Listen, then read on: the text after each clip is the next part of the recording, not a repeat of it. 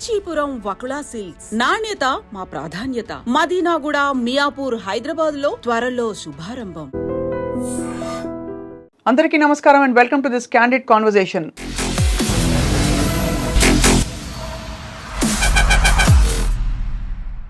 కొన్ని రోజుల క్రితం, బహుశా వారం రోజుల క్రితమే, రజిత మైనంపల్లి అనే ఒక ఉద్యమకారిణి అండ్ స్పీకర్, అనేక ఛానల్స్లో గొప్ప కుటుంబ విలువల గురించి అనేక విషయాలు చెప్పే ఈ వ్యక్తి జీవితంలో ఒక దారుణమైన విషాదం చోటు చేసుకున్న సంఘటన మనందరం చూసాం. తన కన్న కూతురు హంపి వెకేషన్ ఫ్రెండ్స్తో పాటు వెళ్ళి అక్కడ నీళ్లలో పడి కొట్టుకుపోయి 2 రోజులు కనిపించకుండా పోయి ఆ తర్వాత శవమై కనిపించడం అందరినీ కలిసివేసిన సంఘటన. అయితే ఈ సంఘటన వెనక ఏం జరిగింది, ఎందుకు ఇలా జరిగిందని నిజంగా ఆరా తీసి తెలుసుకోకుండా మీడియా ఛానల్స్ కావచ్చు, చుట్టూ ఉండే వ్యక్తులు కావచ్చు, నిజంగా నోటికొచ్చినట్టు దుర్భాషలాడి అనేక రకాల అలిగేషన్స్, అంటే అనేక రకాల ఆరోపణలు చేస్తూ గెస్ వర్క్ చేస్తూ బహుశా ఇలా జరిగిందేమో అని చూసినట్టుగా తెలుసుకున్నట్టుగా చెప్పి కుటుంబాన్ని నిజానికి రచ్చకి ఇడిచారని చెప్పాలి. రజిత మైనంపల్లి గారితో నేను మాట్లాడింది కరెక్ట్గా హంపీకి బయలుదేరిన సమయంలో అనుకోకుండా యాదృచ్ఛికంగా ఫోన్ చేస్తే గగ్గోలు పెట్టి ఆవిడ ఏడుస్తున్నారు. నా బిడ్డ కనిపించట్లేదు నిన్నటి నుంచి అని వార్త వచ్చింది, ఇంతవరకు దర్శనం ఇవ్వలేదు అని చెప్పి ఆవిడ చెప్పిన తీరు గుండె అసలు పిండేసినట్టు అయిపోయింది. కూతురు కొట్టుకుని అక్కడ నీళ్లలో కొట్టుకుపోతుంటే తల్లికి ఎలా ఉంటుందో ఊహించుకోవచ్చు.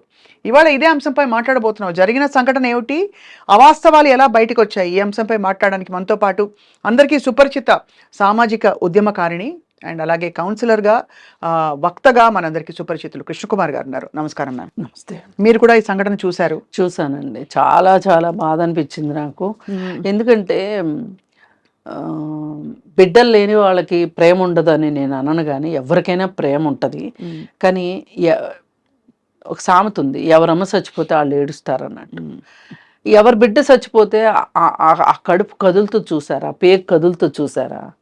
ఇప్పుడు మనము మూసి కంట ఉంది, అది చాలామంది చాలా గొప్పగా చెప్తారు ఏదన్నా చెప్పేటప్పుడు. ఏమని, అసలు ఒక బిడ్డని కనటం అంటే పునర్జన్మనివ్వడం, ఇలా అది వాస్తవమే. కానీ చాలా గ్లోరిఫై చేసి చెప్తారు. కానీ అలాంటి పరిస్థితిని ఎవరైనా ఒక నెగిటివ్గా ఎదుర్కొంటున్నప్పుడు ఎంత నొప్పులు పడి మనం కన్నా ఎంత ఏడుస్తాము, ఎంత బాధలు పడతాము, ఎంత ప్రసూతి వైరాగ్యం వస్తుంది, అన్నీ వస్తాయి. కానీ ఒక్క క్యార్మ్ అనే ఒక ఏడుపును చూసారా, వెంటనే నవ్వు వచ్చేస్తుంది మనకి. అంటే ఎంత విచిత్రమో చూడండి. అప్పటిదాకా అంత బాధపడ్డాం, ఇప్పుడే సంతోషం వచ్చేసింది. మరి ఇలా పెంచే క్రమంలో ఎన్నిసార్లు బాధపడతాము, ఎన్నిసార్లు సంతోషపడతాము. వాళ్ళ పన్నున్నా సంతోషపడతాము, నవ్వినా సంతోషపడతాము, నడిచినా సంతోషపడతాము. ఇంత సంతోషపడతామే. ఈ బిడ్డలు పెరిగేటప్పుడు ఎన్నో కష్టాలు ఉంటాయి, పిల్లలతోటి ఎదురు దెబ్బలు ఉంటాయి, అలాగే సంతోషాలు కూడా ఉంటాయి. ఏదైనా ఒకసారి మా అమ్మాయి స్కూల్లో జిమ్నాస్టిక్స్ చేసేది. రిబ్బన్తో చేస్తారు కదా, అది చేస్తూ ఉంటే స్కూలు స్పోర్ట్స్ డే రోజు ఆ ప్రోగ్రాం జరుగుతుంది. పక్కనే కూర్చున్నారు. వాళ్ళకి మా అమ్మాయి అని తెలియదు. వాళ్ళు ఎంతలా అంటున్నారంటే, అబ్బా ఎలా చేస్తుంది, ఎట్లా చేస్తుంది, అబ్బా ఎంత ప్రాక్టీస్ చేసి ఉంటుంది, అది ఇది అని అంటుంటే ఆటోమేటిక్గా నా కళ్ళల్లో నీళ్ళు వచ్చినాయి. అవి ఆనంద బాష్పాలు. అలాగే ఇబ్బంది పెట్టిన సందర్భంలో, కోపంలో కూడా కన్నీరు వస్తుంది మనకి. అలాగే వాళ్ళకి ఏదైనా కష్టం వచ్చింది అంటే బాధలో కూడా కన్నీరు వస్తుంది. ఇలా ఎన్ని రకాల కన్నీళ్ళు దాటి దాటి దాటి మనం ఒక తీరానికి చేరతాం. వాస్తవం కదా. తీరానికి ఎప్పుడు చేరతాము, వాళ్ళు మంచిగా చదువుకుని మంచిగా సెటిల్ అయ్యారనే నమ్మకం మనకు కలిగిన తర్వాత వాళ్ళకి పెళ్ళయ్యి వాళ్ళకి పిల్లలు వచ్చిన తర్వాత ఆ పిల్లల్ని మన పిల్లల్ని మనం ముద్దాడలేమండి సరిగా 100%. కానీ మన గ్రాండ్ చిల్డ్రన్ ఉంటారు చూసారా, మన పిల్లలకు పుట్టిన పిల్లలు, అసలు మనం ఆ పిల్లల్ని కూడా వదిలేస్తాం. అవును, ఆ పిల్లల కోసం ఏంటో కొత్త జీవితం మొదలైంది అన్నట్టు చూస్తాం. అలాగే అంటే ఇప్పుడు ఆవిడ ఏ దశలో ఉన్నారు, ఆవిడైనా నేనైనా ఒకే వయసులో ఉన్నాం. ఇప్పుడు నాకంటే బహుశా తను కొంచెం చిన్నది కావచ్చు, ఇప్పుడు ఆ బిడ్డ పెళ్లి కోసం చూస్తా ఉండాలి, ఎందుకంటే చదువు అయిపోయింది. చదువు మెడిసిన్ అయింది. ఇప్పుడు 25 ఏళ్ల పిల్ల చదువు నెక్స్ట్ కవలలు ఆవిడకి. ఆహా, మా కవలల్లో పెద్ద పాప అమెరికాలో ఉంటుంది. అమెరికాలో ఉంటుంది. అది అదే నిజంగానే. అసలు అంటే ఇప్పుడు ఇంత ఇది ఒక జర్నీ కదండి, ఒక ప్రయాణం. ఈ ప్రయాణంలో కష్టాలు చూసాము, నష్టాలు చూసాము, సంతోషాలు చూసాము, ఎన్నో చూసి చూసి చూసి ఈ మధ్యలో ఆర్థిక సమస్యలు ఉంటాయి. ఎవరికైనా సరే, పెద్దవాళ్ళకి పెద్దవి ఉంటాయి, చిన్నవాళ్ళకి చిన్నవి ఉంటాయి. ఈ పిల్లల జీవితం ఎట్లుండబోతుంది. ఒకసారి ఒక స్నేహితురాలు కూతురు పెళ్ళిలో ఆ స్నేహితురాలు ఏడుస్తుంది మొదటిసారి.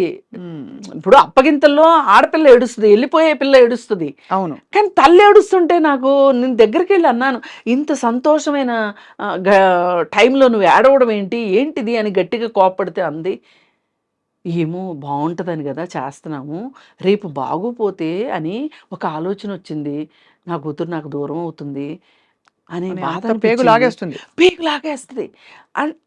అంటే ఇట్లాంటి నాకు చెప్తుంటే కూడా చాలా ఒళ్ళు జలతరిస్తుంది ఈ సంఘటనలన్నీ రికలెక్ట్ చేసుకుంటుంటే.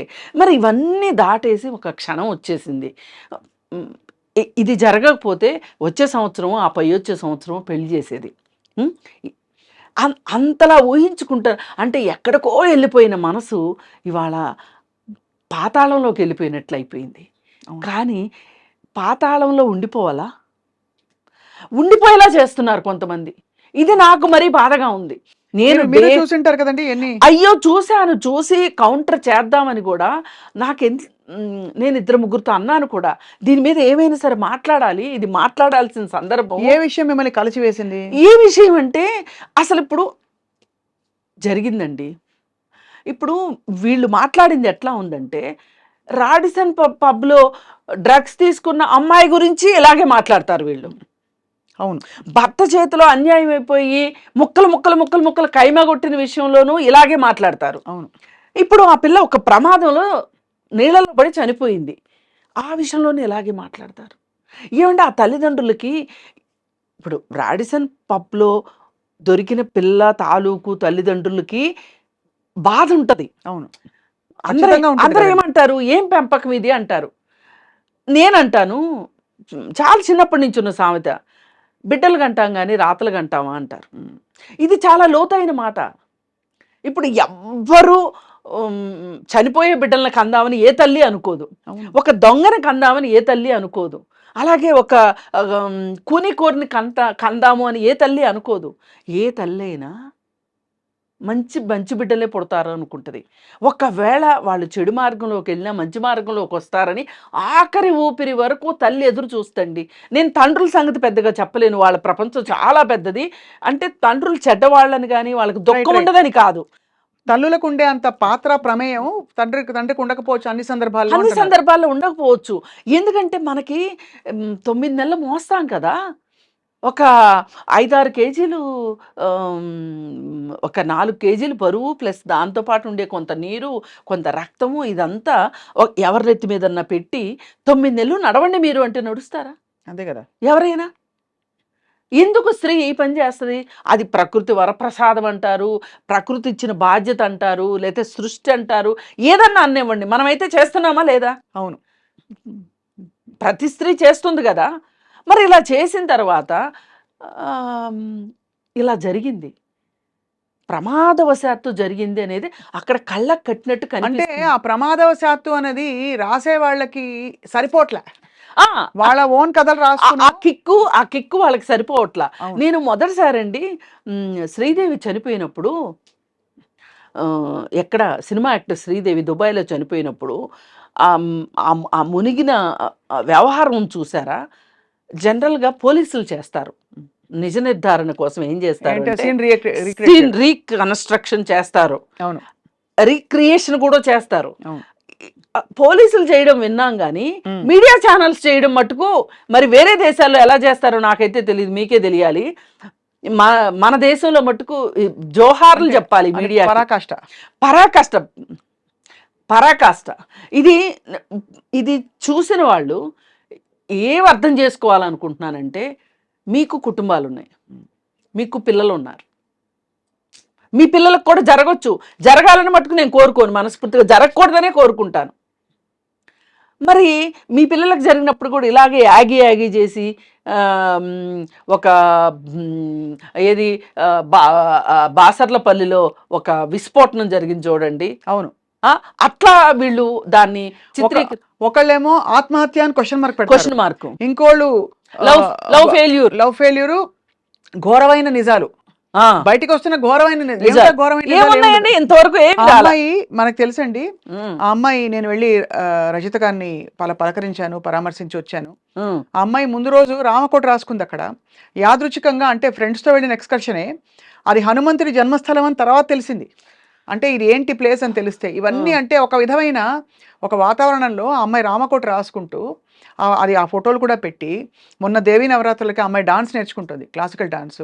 అన్ని అమ్మవారి అవతారాలన్నిటి మీద కూడా తను అనేక పోజెస్తో ఒక చిన్న చిన్న డాన్స్ ఐటమ్స్ చేసి ఆ వీడియోలన్నీ చూపిస్తుంది. తల్లి చక్కగా పెరిగిన పిల్ల, ఆ బిడ్డకి ఇవన్నీ ఇష్టము, ఇంత భక్తి ఉన్న బిడ్డ, ఇలాంటి బిడ్డని అన్ని మాట్లాడడం, నన్ను నా కుటుంబాన్ని ఇలా రాయడం అన్నది నిజంగా ఆ తల్లి ఆవిడ చెవుల్లో ఇప్పుడు ముందు ఏమో ఇటువంటి ఒక కష్టం, దానికి మించిన కష్టం ఇది.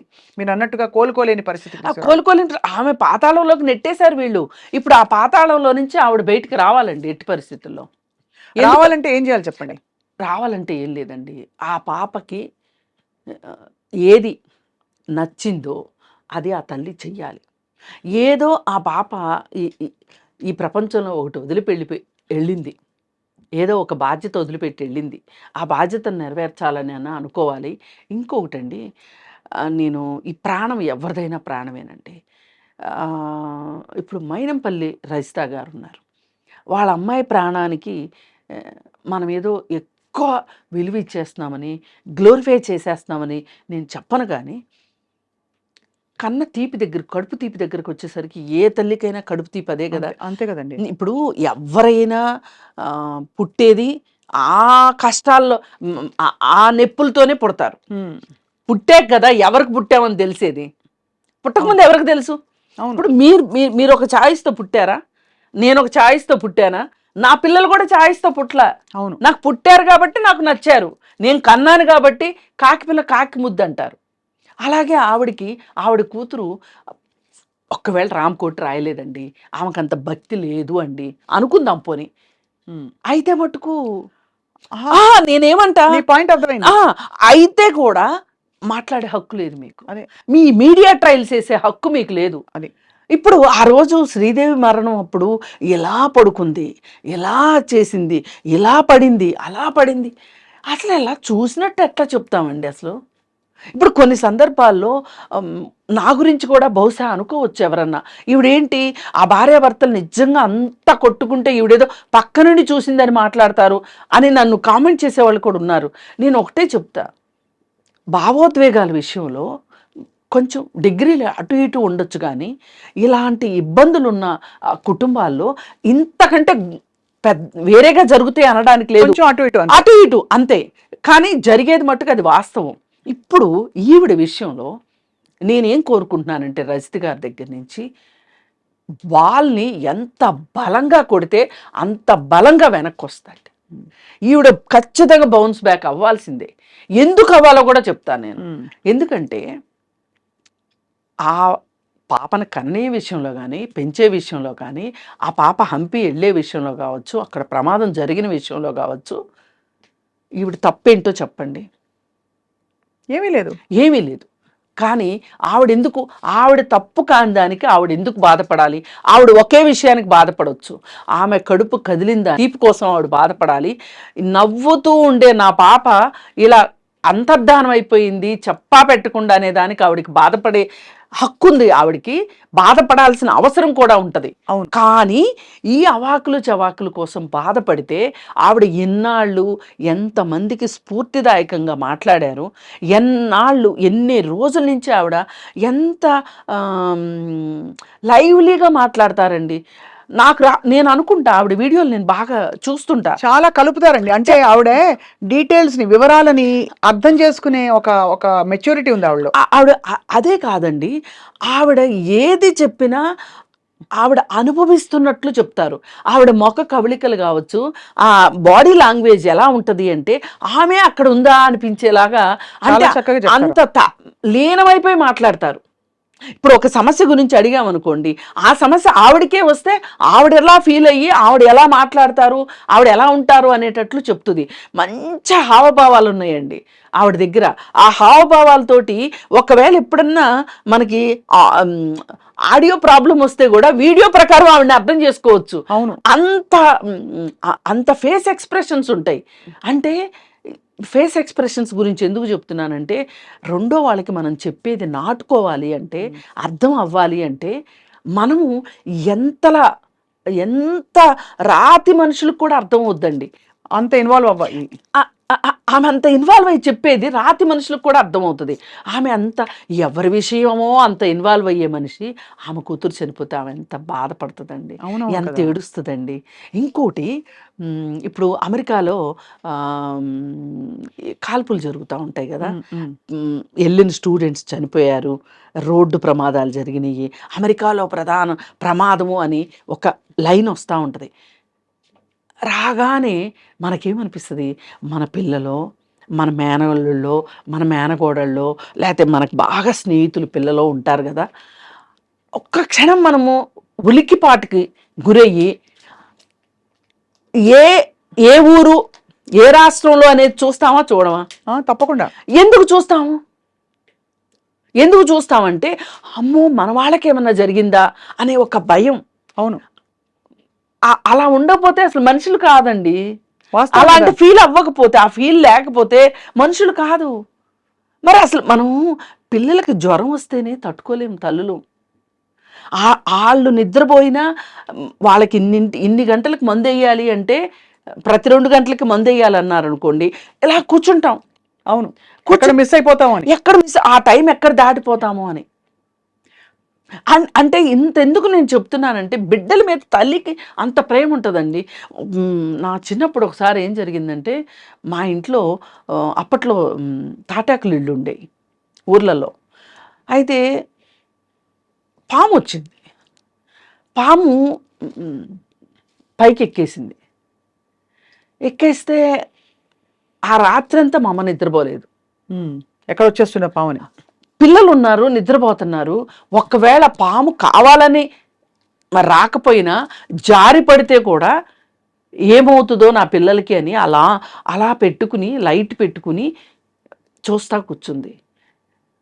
నాకు ఈ రోజుకి మా అమ్మ గుర్తొస్తే నాకేమనిపిస్తుంది అంటే, ఒకవేళ మా అమ్మ ఏమరపాటుతో నిద్రపోతే నిజంగానే ఆ పాము గన నలుగురు పిల్లల్లో ఎవరి మీదన్నా పడి వాళ్ళకి ఏదన్నా జరిగితే మా అమ్మ ఎంత బాధపడేదో కదా, నేను నా పిల్లల్ని కాపాడుకోలేకపోయానని బాధపడేది కదా. ఆ బాధ కోసమే అలా కూర్చుని ఉంటుంది. నేను కూడా నా పిల్లల్ని అలా కాపాడుకోవాలి అనే ఇది తెలియకుండా అంతర్వాహిల్లో వచ్చేస్తుందండి. అవును. మన అమ్మని చూసి మనం నేర్చుకుంటాం, మనల్ని చూసి మన పిల్లలు నేర్చుకుంటారు. అవును. అంటే నేను ఎందుకు ఇదంతా చెప్పాల్సి వస్తుందంటే, ఒక తల్లి బిడ్డల మీద ఇంత ఆశ పెట్టుకుంటుంది, ఇది నా బాధ్యత అనుకుంటుంది. ఈ పిల్లలకి ఏమన్నా అయితే నేనేమైపోతానో అనే ఒక బాధ ఉంటుంది. మరి ఇంత బాధపడే తల్లికి చాలా కడుపుకోత వచ్చింది. చాలా కడుపుకోతండి. నేను ఇందాక రామకోటి, డాన్స్ ఇవన్నీ ఎందుకు చెప్పానంటేనండి, తల్లిదండ్రుల వైపు నుంచి ప్రోత్సాహం, ఒక వాతావరణం లేకపోతే పిల్లలు అంటే ఒక పద్ధతిగా పెరగరు.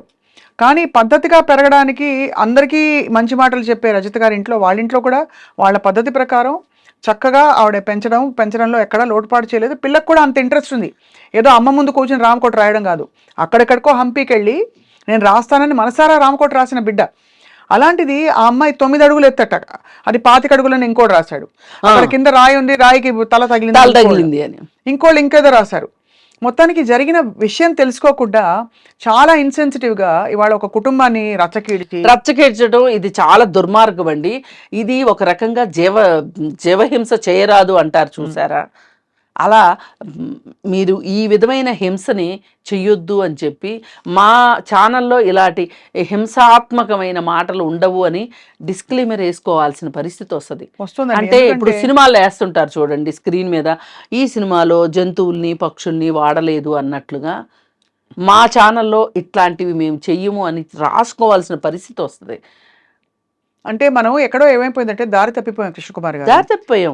ఏంటంటే మనం ముందే కథ రాసేసుకుంటాం, ఆ కథకి అతికేలాగా జరుగుతున్న సంఘటనలని అందులోకి తోస్తాం, మన నెరేటివ్ రాసేసాం ఆల్రెడీ. ఆహాహా, మనము ఫలితాల మీద మాత్రమే దృష్టి పెట్టిన మనుషులు. ప్రయాణం వీళ్ళకి ఇంపార్టెంట్ కాదు, ఫలితమే ఇంపార్టెంట్ అనుకున్నప్పుడు ఇలాగే చేస్తారు. వీళ్ళకి కావాల్సిందే టీఆర్పీ రేటింగ్ కావాలి వీళ్ళకి. ఆ రేటింగ్ కోసం వీళ్ళని ఒక రకంగా యాజమాన్యాలు కూడా బాధ్యతారహితంగా, అలాగే వీళ్ళు వ్యక్తులు కూడా బాధ్యతారహితంగా వాళ్ళని వాళ్ళు నిరూపించుకోవాలి, వేరతాళ్ళు వేయించుకోవాలి అనే ఉద్దేశంతో వాళ్ళేమో బండికి పచ్చిగడ్డి కట్టి పరిగెట్టిస్తున్నారు. గుర్రాన్ని ఎట్లయితే పరిగెట్టిస్తున్నారో వీళ్ళు కూడా అలాగే పరిగెడుతున్నారు. వీళ్ళు ఒక మనస్తత్వం ఎలా అయిపోయిందంటే ఒక రేసు కుక్కల మాదిరి తయారైపోయింది వీళ్ళ మనస్తత్వం. ఎప్పుడు ఏం వస్తుందా, ఏ టాపిక్ వస్తుందా, రెడీగా ఉందాం మనం, అస్త్రశస్త్రాలు రెడీగా పెట్టుకొని, కెమెరాలు అవి రెడీగా పెట్టుకొని, యాంకర్లు రెడీగా పెట్టుకుని, ఇట్లాంటివి మాట్లాడడానికి కొంతమంది యాంకర్ని స్పెషల్గా ట్రైన్ చేస్తున్నారా అనిపిస్తుంది. అసలు వాళ్ళు ఎట్లా చెప్తారంటే, ఇప్పుడు సినిమా ప్లే అవుతూ ఉంటే, మనం సినిమా చూస్తూ ఉంటే పక్కన బ్యాక్గ్రౌండ్ మ్యూజిక్ వస్తూ ఉంటుంది చూడండి, అలాగా. అదే అంటే ఒక నాటకీయంగా ఆ అమ్మాయి వెళ్ళి నిలబడిన సమయంలో వెనక నుంచి ఎవరైనా వచ్చారా, తోసారా అంటే అసలు అక్కడ ఆస్కారం కూడా ఉండని విషయాలని ప్రస్తావించి మరింతగా దాన్ని సాగదీసి, అంటే ఇది చాలా దురదృష్టకరమైన పోకడండి ఖచ్చితంగా. కానీ దీనికి విరుగుడు వస్తుంది, విరుగుడు వచ్చి అండ్ ఎలా అయితే చెడుని సహించకూడదో, భరించకూడదో, ఇలా జరిగినప్పుడెల్లా మీలాంటి వారు వచ్చి 4 అక్షింతలు వేస్తేనే ఖచ్చితంగా మాట్లాడాలండి. పైగా సరే ఇదే సంఘటన జరిగినప్పుడు మనం సరి అయిన వాళ్ళైతే ఏం మాట్లాడి ఉండొచ్చు అంటే, అయ్యో రజిత గారు ఎంతమందికి ఉత్తేజాన్ని ఇచ్చారు, ఎంతమందిలో ఒక ఆలోచన రేకెత్తించారు, ఆవిడ ఇలా అయిపోయి ఆవిడకి ఇలా జరిగింది, ఆవిడ ఎంత కష్టపడుతున్నారో అయ్యో అని ఆలోచించాలి ఒకటి. రెండోది ఏం చెయ్యాలి అంటే, అది బాధ్యత రహితంగా జరిగిందా, అనుకోకుండా జరిగిందా, ఎలా జరిగిందా అనేది కాసేపు పక్కన పెట్టి, ఈ ఘటన ఎవరికైనా ఒక గుణపాఠంగా ఉపయోగపడేలాగా వీళ్ళు చేసుంటే ఆ అమ్మాయి చనిపోయిన దానికి కొంత ఏదో, నేను సార్థకత అనే పెద్ద మాట అనను కానీ ఇంకెవరన్నా జాగ్రత్త పడే అవకాశం ఉండేది, అంటే కొన్ని ప్రాణాలను రక్షించడానికి పనికొచ్చేది. అది చెప్పాల్సింది పోయి వీళ్ళు నోటుకొచ్చినట్లు పిచ్చ ప్రేలాపనలు. ఈ ప్రేలాపనలు కూడా సంధి ప్రేలాపనలు అంటారు చూడండి. మనిషి చచ్చిపోయే ముందు మాట్లాడుతూ ఉంటారు, ఎక్కడెక్కడయో గుర్తొస్తూ ఉంటాయి వాళ్ళకి. నేను వీళ్ళు మాట్లాడిందని నేను అలాగే చూస్తాను. ఆ పిచ్చి ప్రేలాపనలు, సంధి ప్రేలాపనలు మంచిది కాదు. అసలు వీళ్ళు ఒక పండగ చేసుకున్నట్లుగా, అంటే నేను ఇంకా బాగా చెప్పానంటే నేను ఇంకా బాగా చెప్పాను. ఇప్పుడు పైగా కొత్తగా ఏమైపోతుంది అంటే, ఈ స్క్రీన్స్ వచ్చేసినాయి, స్క్రీన్స్ ముందు నుంచొని మాట్లాడేసేయటం, అదేదో ఒక గొప్ప లాగా ఫీల్ అవుతున్నారు. మనకి టెక్నాలజీ వచ్చింది, దీన్ని పూర్తిగా వాడేసుకుంటున్నాం మనం అనే ఒక ఫీలింగ్ కూడా వీళ్ళకి కనిపిస్తున్నట్టుంది. ఏదైనా అవుట్కమ్ ఏంటి అంటే అదే డబ్బే. ఇప్పుడు టీఆర్పీ రేటింగ్ వచ్చింది, టీఆర్పీ రేటింగ్ వస్తే డబ్బులు వస్తాయి, వ్యూస్ వస్తే డబ్బులు వస్తాయి, డబ్బులు వస్తే వీళ్ళకి జీతాలు పెరుగుతాయి. అదే. కానీ ఒకటైతే వాస్తవం అండి, మనకి డబ్బు రావాలనుకోవడం వేరు, కానీ శవాల మీద నడిచొచ్చే డబ్బు మట్టుకు మనకు వద్దు. చాలా ఆ డబ్బు మట్టుకు మనకు వద్దు. అందుకని నేనేం కోరుకుంటున్నానంటే, రజిత గారి దగ్గర నుంచి ఎవరు ఎన్ని మాట్లాడినా, ఎవరు ఎంత ఆవిడ ఆత్మస్థైర్యాన్ని దెబ్బ తీశారు అని అనుకున్నా, ఆవిడ కూడా ఫీల్ అయినా, ఆవిడ ఎంత త్వరగా బయటికి వచ్చి, ఎంత పాత రజిత గారు ఎట్లా అయితే సమాజానికి ఉపయోగపడేటట్లుగా ఉన్నారో అలా ఉండాలని నేను కోరుకుంటున్నా. అది మాత్రమే ఆవిడ్ని ఈ బాధ నుంచి బయటకు తీసుకొచ్చి. ఖచ్చితంగా నేను అదే మాట చెప్పానండి. ఎందుకంటే అంటే జరగరానిది జరిగిపోయిందండి. కానీ ఇప్పుడు ఏమిటంటే ఈ దీనిలోంచి బయటకు వచ్చి, ఎలాగైతే 10 మంది ఇప్పుడు ఒక చోటు నుంచి బయలుదేరి వచ్చి రెడీ అయ్యి ఒక ఛానల్లో కూర్చుని మాట్లాడడం ఎంత పాపులారిటీ వచ్చేస్తుందండి. ఏం చేసేస్తారు, ఏం డబ్బులు వచ్చేస్తాయి వాళ్ళకేం, మీలాంటి వాళ్ళకి ఏమొస్తుందండి డబ్బుగా. అసలు కాదండి వాళ్ళు నిజంగానే. ఇప్పుడు మీరు అంత బయలుదేరి వస్తారండి, వీరు కూర్చుని అంత ఓపిక చేసుకుని వస్తారు కదా, ఎందుకు అది అది అప్రిషియేట్ చేయాలి కదా అందరూ, మీలాంటి వారు, మీరు కావచ్చు, రజిత గారు కావచ్చు, అది అప్రిషియేట్ చేయాలి. ఎందుకు మీకు ఒక సమాజం పట్ల, మనుషుల పట్ల ఒక ప్రీతి లేకపోతే ఎందుకు నా టైం వేస్ట్ అనుకోవచ్చు కదా. మనం ప్రతి ఒక్కళ్ళము సామాజిక బాధ్యత అనుకోవాలండి. నా వల్ల ఒక్కళ్ళన్నా ఇప్పుడు నేను ఎందుకు రజిత గారి గురించి మాట్లాడుతున్నా, రజిత గారు ఈ సమాజానికి కావాలి కాబట్టి మాట్లాడుతున్నా. నా స్వార్థం అది. ఆవిడ బాధ తగ్గాలి, ఆమె ఎంత త్వరగా మనుషుల్లోకి వస్తే నలుగురికి ఉపయోగపడే మనిషి అండి ఆవిడ. ఆవిడ నేను నాగుతో చాలా ఇంటర్వ్యూస్ చూశాను. నేను ఆ నాగుతో చూసిన ఇంటర్వ్యూల్లో ఎంత బాగా, అసలు ఎంత తీయగా, నేను అంత తీయగా మాట్లాడలేను, నాకు రాదు అసలు అంత తీయగా మాట్లాడటం. ఆవిడ ఏంటో అసలు ఎంత మృదు మధురం అంటారు చూడ, అట్లా చక్కగా మాట్లాడే మనిషి ఆవిడ మట్టుకు కోలుకోవాలండి. రైట్, కోలుకుని బయటకు వస్తే ఆమె బాధ్యత ప్రకారం ఆవిడ ఉంది.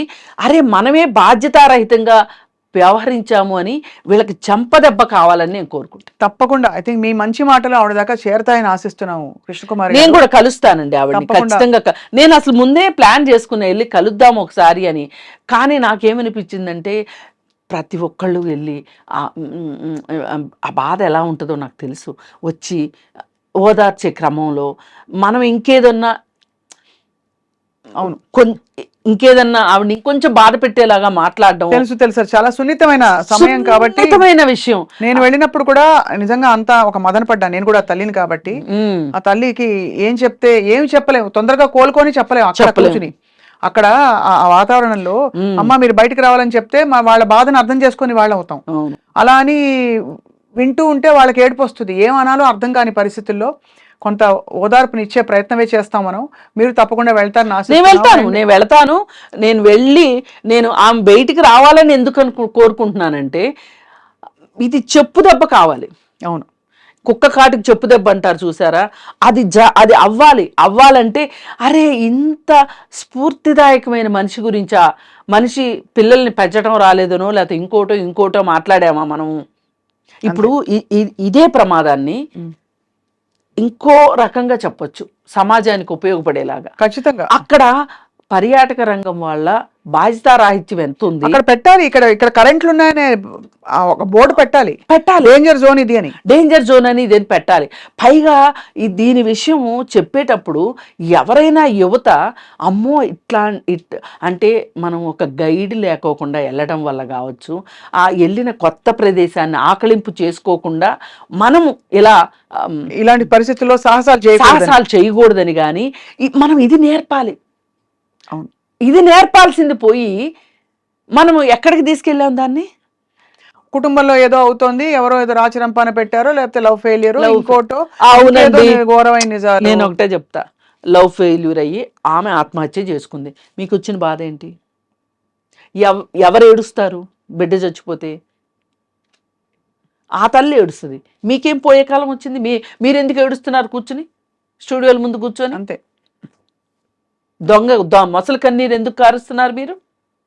అందుకని ఇవన్నీ చెక్కపడాలండి. మన మీడియా కూడా కొంచెం కాదు చాలానే కరెక్ట్ గా చెప్పారు, గైడ్ లైన్స్ ఫాలో అవ్వాల్సిన అవసరం ఉంది. చాలా మంచి మాట గుర్తు చేశారు ఈ సందర్భంలో కృష్ణకుమార్ గారు. తప్పకుండా మైనంపల్లి రజిత గారు కోలుకుంటారు. అతి త్వరలో ఆవిడ బయటకు వచ్చి ఎప్పట్లాగే అంటే జీవితంతో ఇంకా ఒక సంధి కుదుర్చుకోవడమో ఏమంటారు కదా, సమాధాన పడి పరిస్థితులతో పోరాడతారని చెప్పి, జయిస్తారని చెప్పి కోరుకుంటున్నాం. ధన్యవాదాలు కృష్ణకుమార్ గారు. ధన్యవాదాలు.